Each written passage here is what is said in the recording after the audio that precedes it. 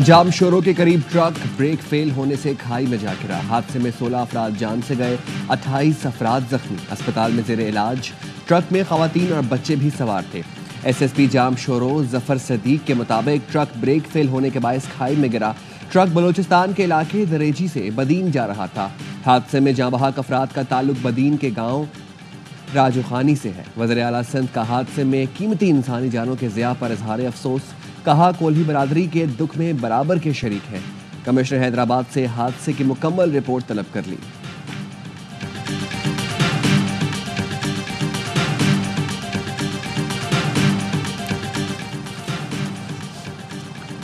घोटकी में खानपुर महर के करीब कोराई बरादरी पर मुसल्लह अफराद का हमला। 2 खवातीन समेत 4 अफराद कत्ल। 2 थानों में हदबंदी के तनाज़े के बाइस पुलिस जाए बपुआ पर ना पहुंची।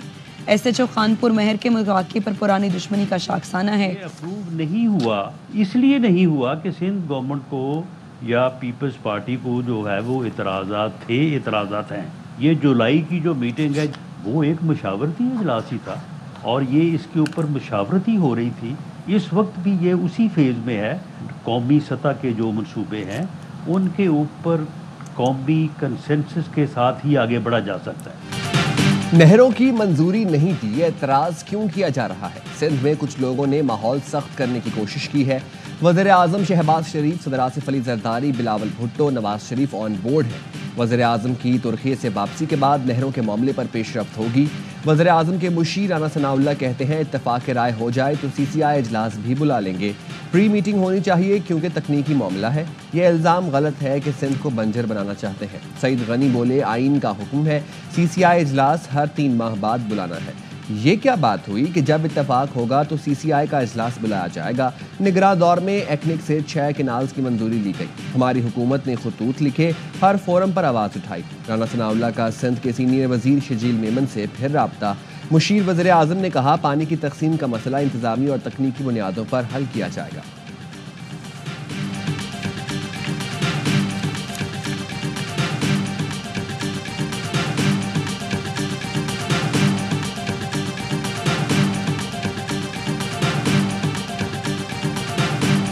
हर सूबे के जो वसाइल हैं उस सूबे के अवाम की मिल्कियत है। जमीयत उलमाए इस्लाम ने कानून मिनरल वाला है उसको भी मुस्तरद किया है। नहरों के हवाले से भी हमने कहा है कि मुत्तफ़क़ कराया।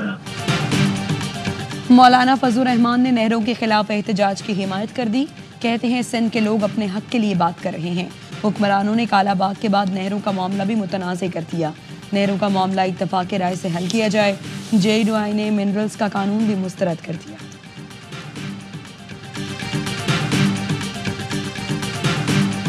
बिलावल भुट्टो साहब ने उन्होंने एक बहुत तुंदो तेज़ किस्म की तकरीर फरमाई और उसमें उन्होंने पंजाब के किसानों के बारे में बात की और मेरी पार्टी के बारे में बहुत तल्ख जुमले जो हैं वो उन्होंने इस्तेमाल किए। मैं कोई सवाल भी पूछ लूँ तो वो तौहीन हो जाती है।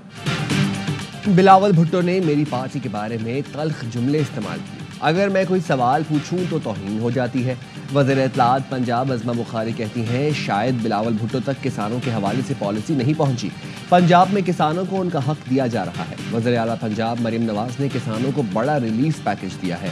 वज़ीर ज़राअत पंजाब आशिक हुसैन ने कहा सिंध ने केनाल का इशू बनाकर सबको पीछे लगा दिया। सिंध ने गंदम का असल इशू छुपा लिया। क्या सिंध के किसानों ने गंदम नहीं लगाई? क्या सिंध हुकूमत ने गंदम खरीदी? पंजाब का आड़ती सिंध में जाकर गंदम खरीद रहा है। गिरेबान में झांके, किसान के नाम पर सियासत न करें।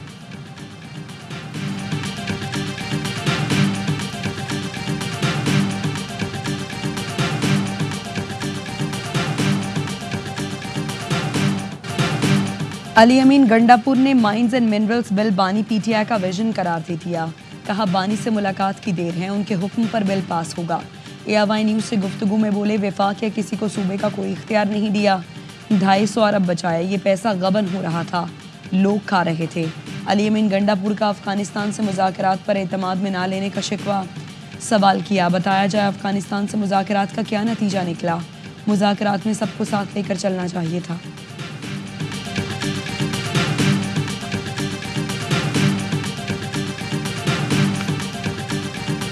बात स्पीकर साहब ने बड़ी क्लियर की। इस बिल को खान साहब जब फैसला करेंगे तो तभी जाके हमारे स्पीकर साहब ने ये बताया کہ تبھی جا کے جو ہے اس کو ہم کنسیڈریشن پہ لیں گے۔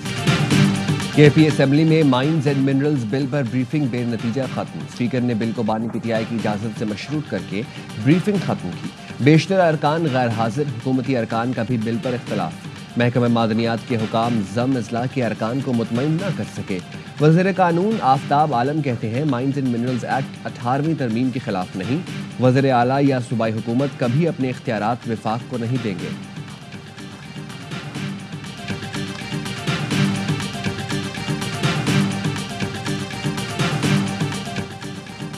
وزیر اعظم شہباز شریف آج 2 روزہ دورے پر ترکی روانہ ہوں گے۔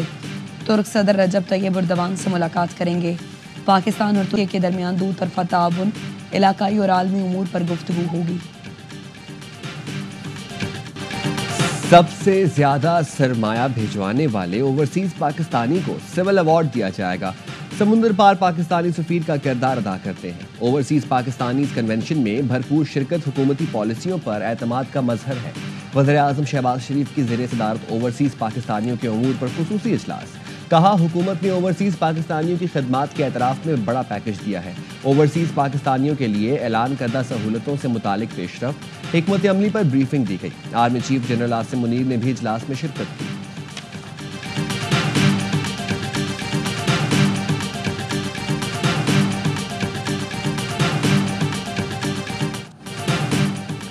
یو اے کے نائب وزیر اعظم کی پاکستان آمد۔ وزیر اعظم شہباز شریف اور army chief general Asim Munir سے ملاقات۔ وزیر اعظم ہاؤس میں ہونے والی ملاقات میں 2 طرفہ تعلقات مزید مستحکم کرنے کا عزم۔ شیخ عبداللہ بن زائد ال نہیان کے اعزاز میں دفتر خارجہ میں استقبالیہ۔ اسحاق ڈار نے اماراتی ہم منصب کا استقبال کیا۔ دونوں ملکوں میں مفاہمتی یادداشتوں پر دستخط ہوئے۔ شیخ عبداللہ نے کہا پاکستان دل کے قریب ہے، یہاں آ کر خوشی ہوئی۔ پاکستان کے ساتھ تجارت، سرمایہ کاری، لاجسٹک شعبوں میں تعلقات چاہتے ہیں۔ نائب وزیر اعظم اسحاق ڈار نے کہا دونوں ملکوں میں برادرانہ تعلقات ہیں۔ پاکستان اور امارات بہت سے منصوبوں پر مل کر کام کر رہے ہیں۔ متحدہ عرب امارات چین اور امریکہ کے بعد پاکستان کا تیسرا سب سے بڑا تجارتی شراکت دار ہے۔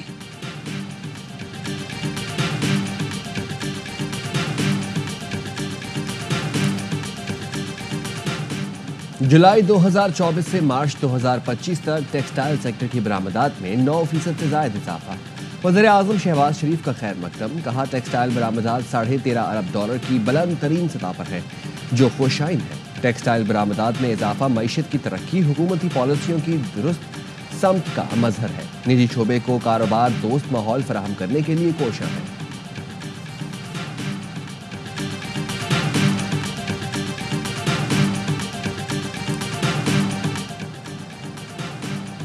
وفاقی وزیر خزانہ محمد اورنگزیب کی واشنگٹن میں MD-IMF کرسٹلینا جارجیوا سے ملاقات۔ وزیر خزانہ نے پاکستان کی جانب سے اصلاحات کے عمل کو جاری رکھنے کی یقین دہانی کرائی اور وزیر اعظم کی جانب سے IMF سربراہ کو دورہ پاکستان کی دعوت کا بھی اعادہ کیا۔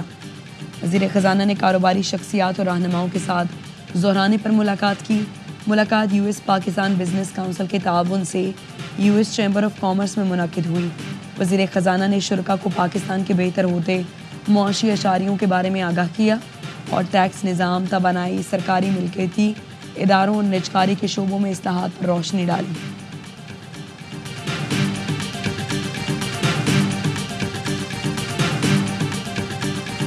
گورنر سندھ سے گورنر کربلا ناصف جاسم الخطابی کی ملاقات۔ تجارت اور سرمایہ کاری سمیت اہم امور پر تبادلہ خیال۔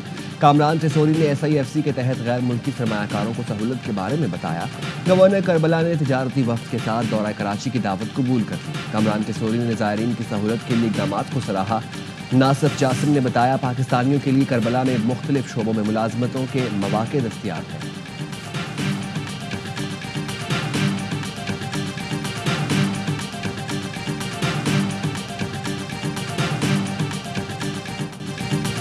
PSL کا سنسنی خیز ٹاکرا، کراچی کنگز کے نام۔ مشکل وکٹ پر کراچی کے شیروں نے 148 رنز کا ہدف 3 گیندیں قبل 8 وکٹوں پر حاصل کر لیا۔ کپتان ڈیوڈ وارنر نے 7 رنز کی شاندار اننگز کھیلی۔ خوشدل شاہ 23 رنز پر ناقابل شکست رہے۔ حسن علی نے وننگ شاٹ کھیلا۔ پشاور زلمی کی طرف سے کپتان بابر اعظم نے 46 اور حارث نے 28 رنز بنائے۔ خوشدل شاہ اور عباس افریدی نے 3 وکٹیں حاصل کی۔ All round performance per Khushdil Shah player of the match قرار۔ ایونٹ کے تمام میچز دیکھیے A اسپورٹس پر براہ راست۔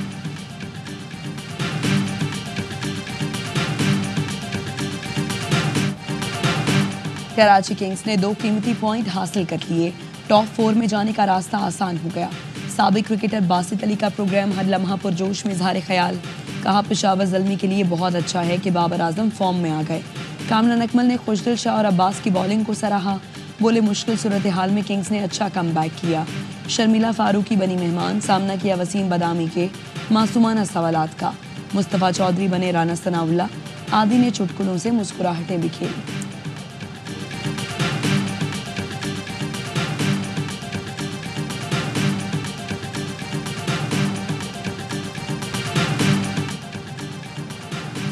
Election commission P T I intra party election case کی سماعت آج کرے گا۔ کاز لسٹ جاری کر دی۔ الیکشن کمیشن کا بیرسٹر گوہر اور رؤف حسن کو نوٹس، اکبر ایس بابر اور دیگر درخواست گزاروں کو بھی نوٹس جاری کر دیا۔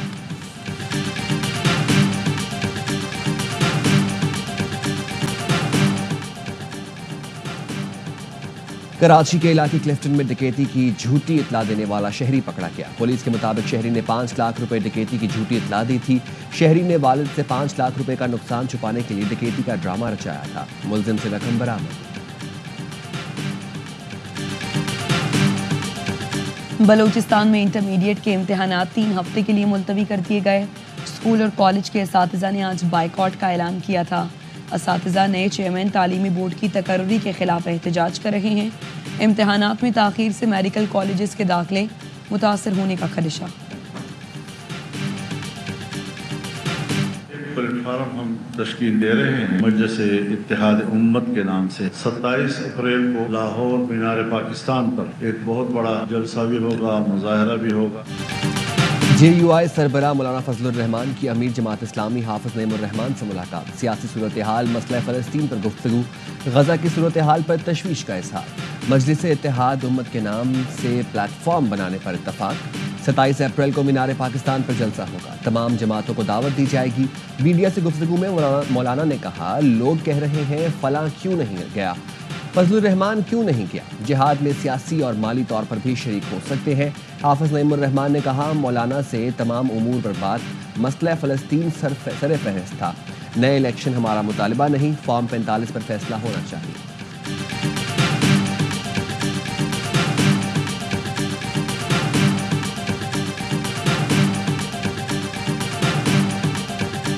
امریکہ میں ڈیجیٹل ٹرک کے ذریعے بھارت کے خلاف کشمیریوں کی آگاہی مہم۔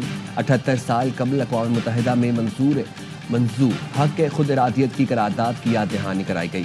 صدر آزاد کشمیر کے مشیر سردار ظریف خان کہتے ہیں، کشمیریوں سے کیا گیا حق خود ارادیت کا وعدہ پورا کیا جائے گا۔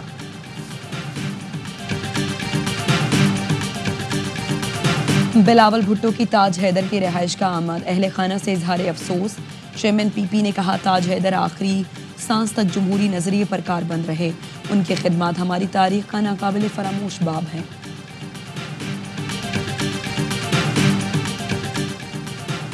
معروف شیف ذاکر حسین قریشی انتقال کر گئے۔ نماز جنازہ آج جامع رشیدیہ ملیر میں ادا کی جائے گی۔ تدفین سعود آباد قبرستان میں ہوگی۔ ذاکر حسین قریشی گردوں کی بیماری میں مبتلا تھے۔ امریکہ ڈاکٹروں نے جواب دے دیا تھا، 1 ماہ قبل وطن واپس آئے۔ عمر 57 برس تھی۔ شیف ذاکر نے مختلف ٹی وی چینلز پر کامیاب پروگرامز کیے۔ اور پوپ فرانسس کا انتقال کیسے ہوا، ویٹیکن حکام نے تفصیلات جاری کر دیں۔ ویٹیکن حکام کے پوپ فرانسس کا انتقال فالج کے بعد دل کی دھڑکن بند ہونے سے ہوا۔ پوپ مقامی وقت کے مطابق صبح 6:08 پر انتقال کر گئے۔